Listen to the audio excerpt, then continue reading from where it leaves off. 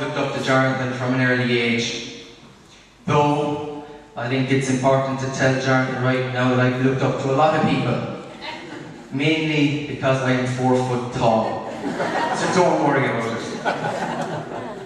I'd like to wish Jonathan a special congratulations on determination under isolation, and may I express an appreciation of determination, gain desperation, frustration, which has caused you so much consolation and given you the inspiration to make a combination to bring an accumulation to the population. You should be very proud of it.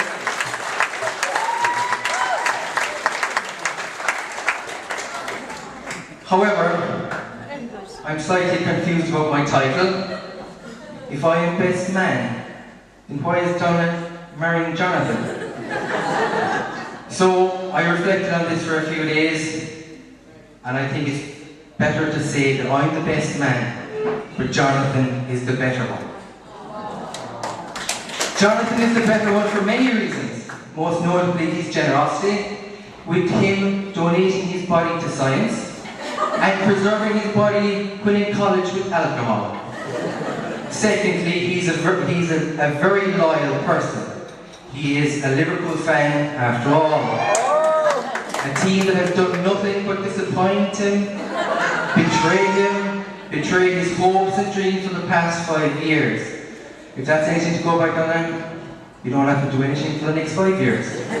You can make him miserable, treat him mean, and generally walk all over him. And you will still think, when it comes to August, things will all turn out okay. Praises and tell you all about his many good points. Unfortunately, I can't sing, I won't lie.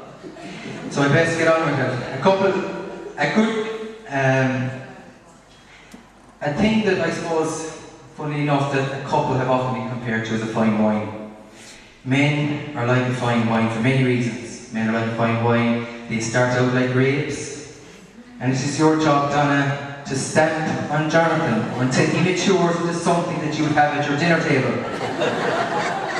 But Jonathan, I'm told women are also like fine wine. They start out fresh, fruity, and intoxicating on the mind. But be careful.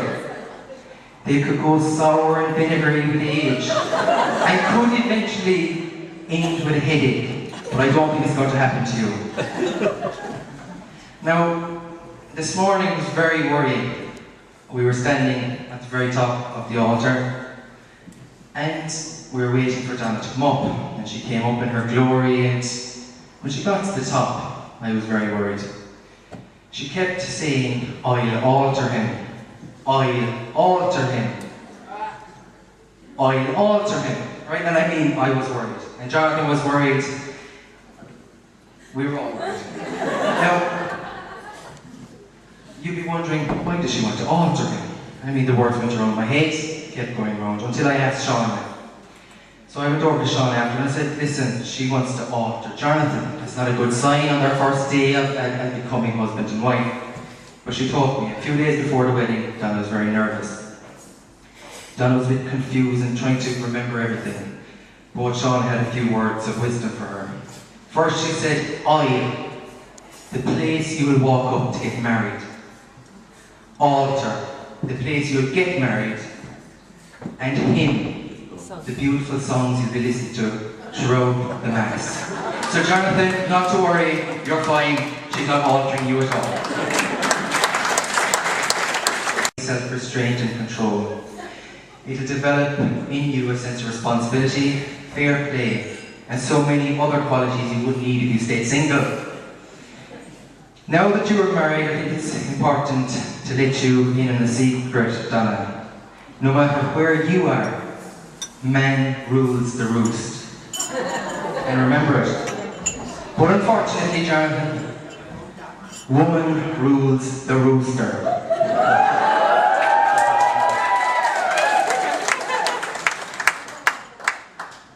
If I have to go back to a fond memory, it's probably not so fond for many reasons, and that being my mother over in the far corner up there.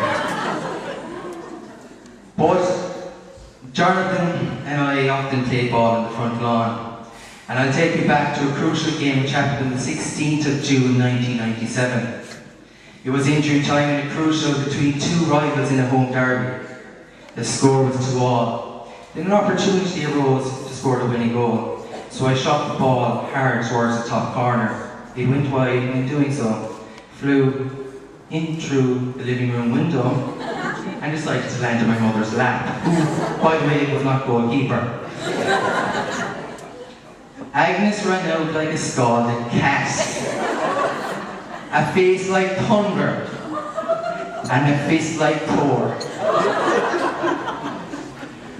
She asked, "Who did it? Who did it?" I was younger than Jonathan, I'll be honest. You remembered well, Jonathan, I was scared. Jonathan owned up and said, "I did it." Well, I wish I could repeat what was said, but a lot of it was not in the Oxford Dictionary, so we best leave it out. Jonathan said to me that day, and I won't forget it being the 16th of June 1997, that because of that, he'd have to go away someday, go far away from his mother. And I suppose that's the main reason that Jonathan got up, left, and decided to go to Qatar, where he's become an engineer. Now I could be blamed for this, and I suppose I put up my hand today, Mom, and I said it was my fault.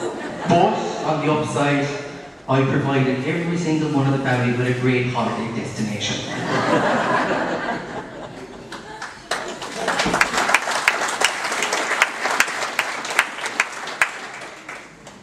Donna, there's something about Jonathan that you won't be able to fix. It's a genetic Stokes problem. It's a simple concept of time, handed down from generation to generation.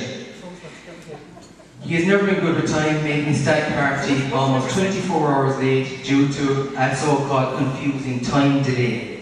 Though in fairness, he did put that behind him, drinking 3 days worth of beer in 2 hours. And Donna, if you're worried about his fitness, don't be. He has told me recently he's taken in a lot of liquids and he's been out the last 5 nights running. I suppose we're coming to a close, and it would be good to come to a close without mentioning where did they meet. Some of you might be used to the story and some not. So where did they meet? Well, according to Jonathan, he can't remember. So I've asked and I finally got the story. It wasn't that he was drunk, he was actually driving. So the story goes that he left his stall the June weekend in 2008. Maybe, weekend, oops.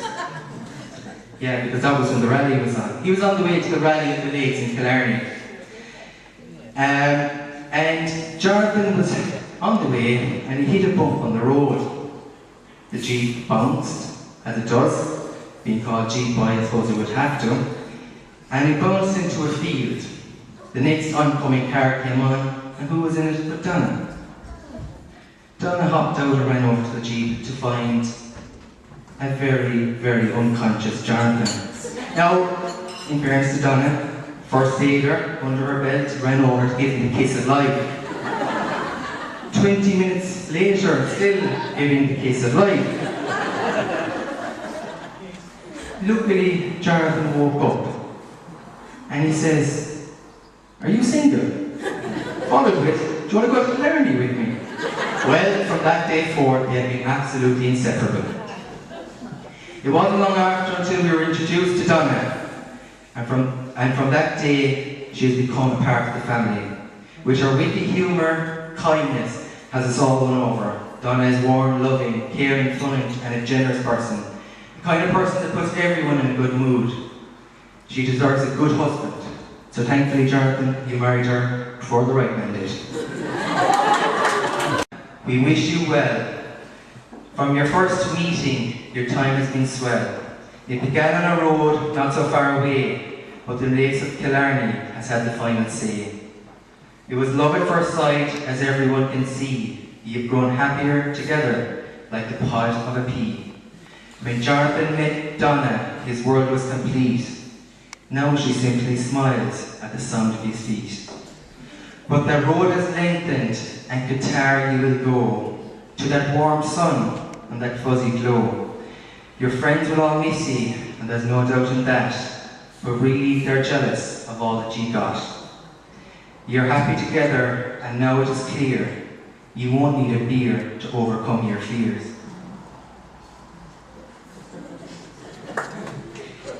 But your love will keep shining as it has from the start. The fun times are here, now just share your hearts. So let's all join together to wish them success. Jonathan and Donna, you're simply the best.